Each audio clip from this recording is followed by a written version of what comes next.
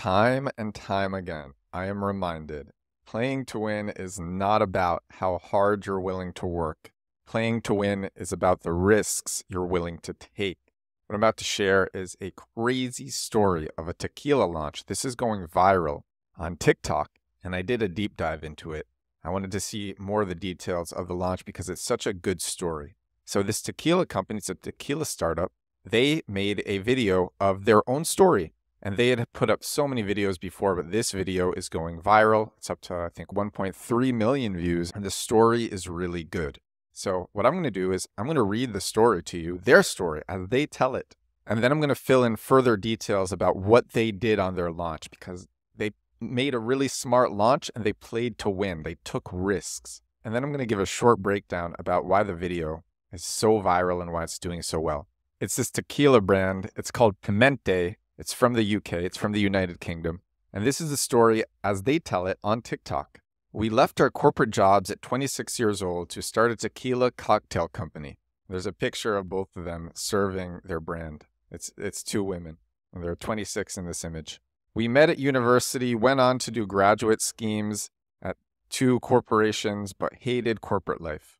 One summer, we decided to travel to Mexico, where we tried many high-quality tequilas. So the actual story, this is how they tell it on TikTok, but the real story is 2.5 years before their corporate life, they went to Mexico. They did a trip to Mexico.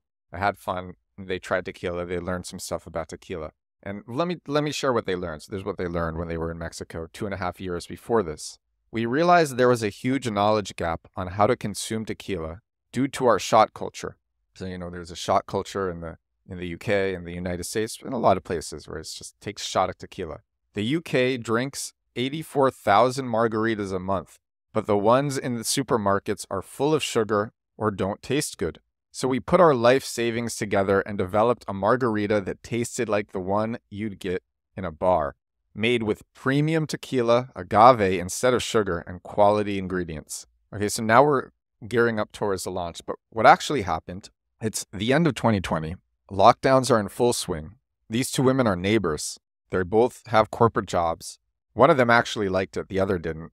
I listened to them talk about this on a podcast. But they were hanging out on their balconies as neighbors, just drinking margaritas nonstop and talking about how much better the margaritas were in Mexico and then why that is. And then they said, we should do this. And they just, right there, they said, we're going to do this. And that's what they did. They went from idea to launch in 6 months, which for a software product or a marketing product, that's nothing impressive. But for a tequila brand, that is very impressive. So they came up with this idea. And then on the side, for 6 months while they still had their corporate jobs, and still during lockdowns, they were building this brand. So they still had their corporate jobs. So now we're going to go back into the story from TikTok. They say, we founded a factory in Scotland.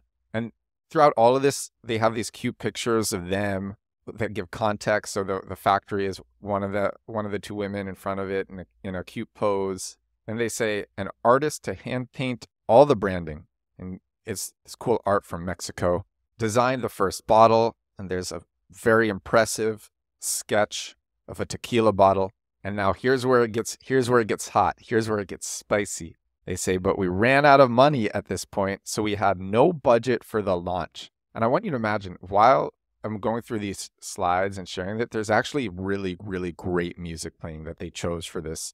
And these are just images. So here, look, I'm just going to hold up to the screen. They just did images. They're just using images for this. It's not an actual video. It's just images and great music. So they show their tequila boxes and it says, but we ran out of money at this point, so we had no budget for the launch. And this is where it got me. As a marketer, this is where it got me. We decided to hand deliver 30 hampers to influencers on launch day, hoping one of them would post it. But couldn't believe it when all 30 posted, including Maya Jama and Michelle Keegan. So all of the influencers that they hand delivered to posted. So here's the real story, the in-depth story, which they can't tell on a short TikTok image carousel. The real story that they could only tell during a podcast. I actually looked at a different article and this podcast, so I did research. So they'd been building this on the side for 6 months, and they really did. They ran out of money. They put all of their personal savings into this. All their monthly checks, pretty much all of them from their corporate jobs, were going into this as well. So their personal savings were gone, wiped out into this project. Their monthly salaries were going into this, and they run out of money because launching a tequila brand is expensive. And so what do? They need to have a good launch. They put all this money into it. They put in 6 months into it. So what do? Here's how they actually do it. So it's almost the end of lockdowns, but it is still lockdowns. And their target influencers are at home. The bars are closed. The influencers have no stories. The influencers need interesting things for content. I myself, I make a video every day or sometimes multiple videos. I make this podcast every day. I need content. Influencers need content. And they say, we're going to give them content. And so they send these quirky direct messages, these quirky DMs to their target influencers, asking if they could bring them their tequila, telling their story and asking if they could bring the tequila. There's these fun, quirky messages that they sent probably on Instagram. And the influencers actually gave their addresses to deliver the tequila to. And so these two women, they're super scrappy. They hand make gift boxes with their products. And they put in a lot of beautiful stuff that will be really good for Instagram, because on Instagram, you want to have beautiful pictures to share. So they add in all these beautiful little items that will just make it so shareable. Special ice cube trays, special images, written letters. But they don't know if the influencers are going to share it. They're just hoping that, a few of them will share it. That's what they're hoping for. They don't know what's going to happen. But they put effort into this presentation. And then they show up, they hand deliver it to all 30 of them. They're very nice, they're affable, they have a good story. And here's what happens. Well, they write it. We couldn't believe it when all 30 posted. So the first influencer to post was their biggest one. And then all of them followed. They just all started posting it and they went viral. What's so crazy is they didn't expect this at all. And their website wasn't even configured properly during the launch. And so they start getting these orders, but they're test orders on Shopify because they didn't configure it correctly. And it took them an hour to get it actually set up into their launch properly. So they set it up. Now they're getting orders an hour into launch. And they got 500 orders in the first month, which is way more than they expected. They said the order sound on Shopify just sounds like crack. That's what they said in this interview. So I'm going to finish reading this story now from TikTok. Such a cool story. And we sold through all the bottles in our first month. We decided to quit our corporate jobs, drove up and down the UK attending events and trade shows. Oh, I'll share another story actually that I got from a different interview after this. You know what? I'll share it now. I'll share it now before I go to the end. This is a cool story. They said in a different interview, we've attended over 30 UK festivals to date, building a Tulum-inspired paradise full of color, spirit, and music so consumers associate Pimentae with that moment of escapism. Forming the connection between drinks and destination is more important than ever. They'll always hold on to that feeling when they think of our brand and our cocktails. Now, this is the story that I really like. An example is when we attended Taste of London. The owners of the event branded us the heartbeat of the festival among 200 food and beverage brands.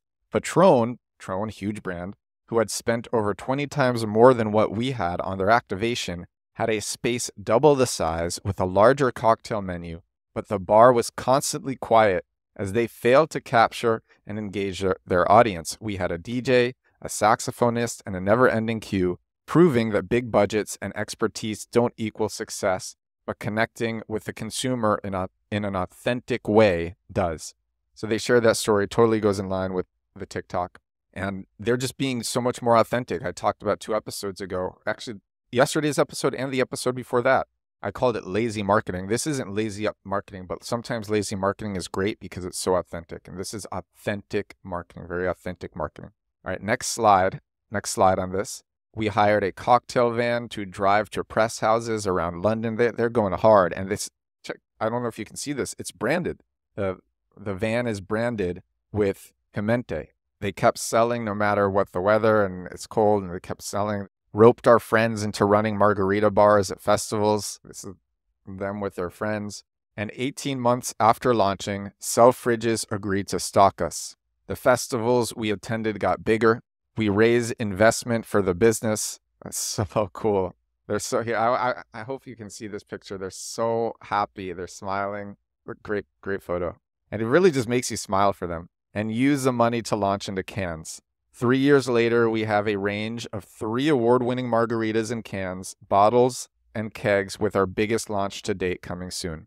And then they say, follow for the journey. So right now this video has 1.3 million views. And I would bet they probably can't even handle the popularity that they have now, because when you go viral on TikTok, it is crazy.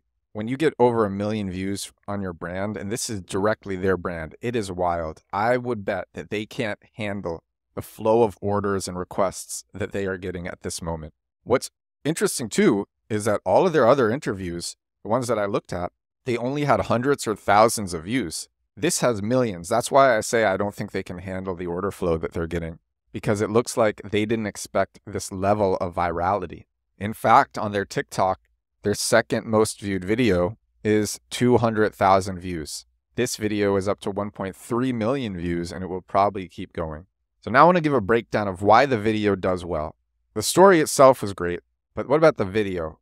Because they took their journey and then they turned that into something else that's viral, into a viral piece of content, and use that as free marketing on TikTok. They can also take this, they can use it on Instagram, put in the same music on Instagram, and then put in images. Instagram allows 10 images, so they might have to change it a bit, but it'll still do well. It's a great story. For example, they could just focus on the launch, and that would do well, because the launch is such a good story. So why did the video do well? The music, if you actually listen to this, it's Pimentae Drinks, that's their handle. And the music is immediately thumb-stopping. Like, you immediately stop scrolling when you hear this and see the first image. The music is great. What is the first image? It's the two women saying, "We left our corporate jobs at 26 to start a tequila cocktail company." And this music is like, throw it all to the wind, like, F it all, like, we're doing this. And the music is so good. The story is good. You scroll through the images and you're rooting for them. It's the hero's journey, the class. If you ever learned about filmmaking, there's that classic hero's journey, which gets people so involved and they want to see the hero succeed. It's that hero's journey. I read the hero's journey when I went to film school.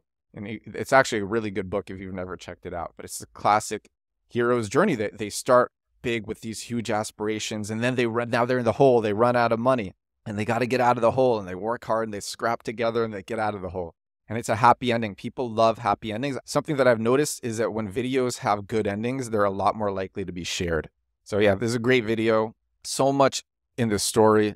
It's about the risks you're willing to take. They put their personal savings on the line. They put in social discomfort, effort, and time showing up, hand delivering these, not sitting at the comfort of their homes, just like actually going and showing up. It's also DMing influencers, hoping the influencers would say yes, risking that they would laugh at them or ignore them, putting themselves out there. They started when they got the right idea. They took risks. And especially with the launch, they took risks. They went and showed up to 30 people's homes with these boxes. Such a good story in so many different ways, from a marketing standpoint, from a business standpoint. And I loved it when I saw it. I loved it when I learned more about it. And I felt compelled to share it. This is episode 254 of The Edward Show. This is my daily growth hacking and growth marketing podcast. I hope you enjoyed this one. I enjoyed sharing it. Thank you so much for listening. Thank you so much for watching. I will talk to you again tomorrow. Bye now.